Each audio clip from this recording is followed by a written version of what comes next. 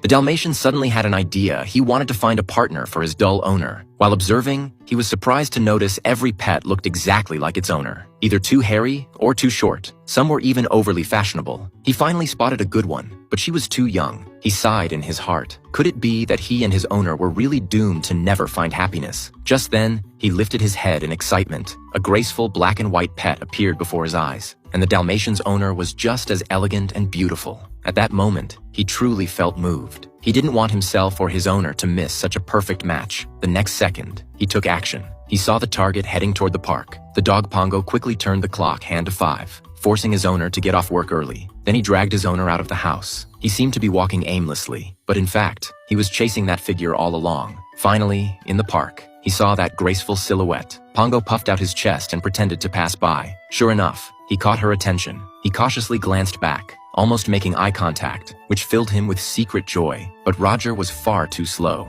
There was no way he would make the first move, so Pongo grabbed his hat and placed it on a bench in the park. Just as the two were about to meet, the lady suddenly turned away. Pongo didn't give up. He tied the two of them together with a leash, but they lost balance, and both fell into the lake. In the chaos, Roger quickly helped the girl up, snatched the hat from Pongo's mouth, and gently placed it on her head, apologizing non-stop. The girl nervously pulled out a soaking wet handkerchief. Roger quickly offered his own instead. His silly look made the girl laugh. Pongo thought his plan had failed completely, but to his surprise, it actually worked. Soon the two were married, and Pongo finally ended up with Perdita life after marriage was peaceful and happy. Until one day, a luxury car suddenly stopped at the door. Cruella the witch had arrived. Her target was Pongo and his puppies. She wanted to turn their fur into a coat. This insane idea terrified everyone in the house. Anita quickly used the excuse that the puppies weren't born yet and managed to send her away not long after. On a stormy night, the puppies were about to be born. Pongo waited outside the delivery room, full of excitement. Although they weren't Roger's children, he looked even more nervous than Pongo. Just as the two comforted each other, the chubby maid rushed out and told them the puppies had been born safely.